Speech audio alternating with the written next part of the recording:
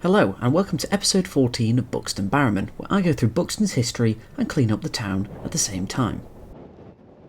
Today's episode is a continuation of last week's on Harpur Hill Quarry, and today we will focus on the toxic remains of the lime industry that you can still see today.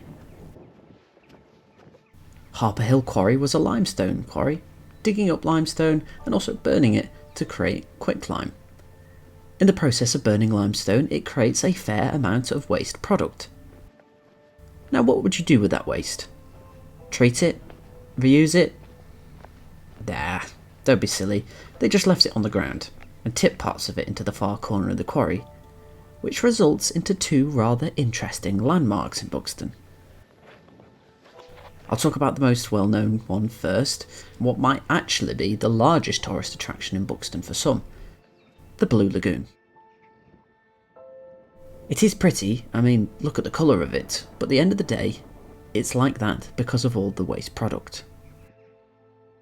That beautiful blue colour comes from the broken up limestone. The calcium carbonate in the limestone makes its way into the lagoon and breaks down into tiny little calcite crystals. And what you see is the sun reflecting off these little crystals, creating the vivid blue colour you can see here.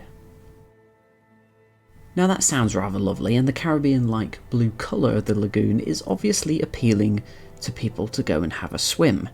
However, the leftover waste includes a lot of calcium oxide.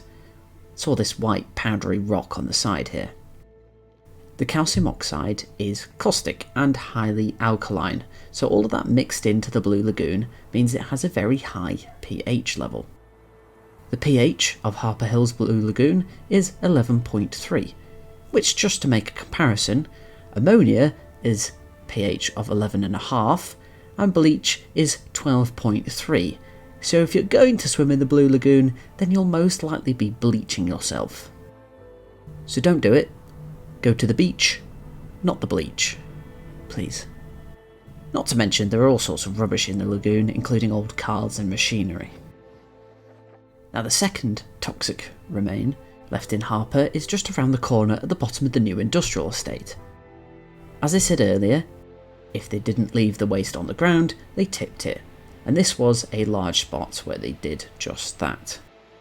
This wasteland, as I'm aware, doesn't have a local name or a nickname, so I'm going to call it Tufa. I'm naming it so, as unlike the Blue Lagoon, the water here is flowing. It comes from this stream just here. The calcium carbonate in the water has clumped up, kind of like a clay, and has formed these little walls, separating the water into terraces, trickling downstream. And this calcium deposit is called Tufa. What's fascinating about our Tufa in Buxton is it's an artificial creation, as Tufa does actually occur naturally, but it takes thousands of years to grow. However, Harpur's has taken less than 200 to get to a pretty large size. It's certainly worth seeing in person, and it's quite a spectacle, and rather unique. But of course, because it has a similar pH to the Blue Lagoon, don't touch it, and definitely don't go in, as the calcite will be pretty similar to stepping into thick mud or quicksand.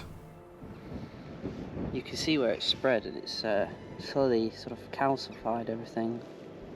Sort of fern-like plant is now solid. This poor snail got caught in it. It has a crust to it, and then it gets quite solid at the bottom. So imagine if you stood on it, you would sink. It's fascinating.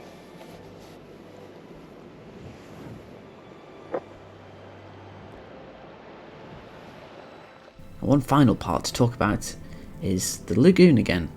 Now, I said at the start it is a very popular tourist attraction, and it is, unfortunately, not people just having a gander, but more so wanting a swim.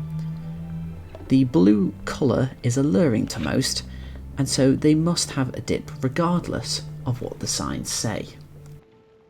But there have been attempts in the past to do more. They've dyed it, which is expensive and is only temporary, but works very well as a deterrent. I mean, who would want to swim in pitch black water? They've also had farmers spread muck up there to prevent people from loitering, but I'm not too sure how well that has worked. And at the end of the day, They can't do much else. It can't be pumped out because where would it go? Plus, it would fill back up. And you couldn't just fence it off. Local people use the place to walk their dogs, and well, not a lot can stop teenagers if they're determined to swim in Derbyshire's Caribbean waters. It's not the only Blue Lagoon in the area either. We have loads of local quarries, and all of them have had their security teams called out to some daft people trying to take a dip because it looks so blue and appealing on their phone. There's not much we could do about it. It is a fascinating subject, Buxton's toxic dumps. Speaking of which, I cleaned up 2 wheelbarrows off the street of rubbish, trying to make the rest of Buxton not become another dump. It's getting quite windy and wet right now. The weather's changed quite drastically, but I hope you've enjoyed the video, and until next time, ta-ra! It is blue. Now how am I going to get myself up? Oh goodness, don't fall in.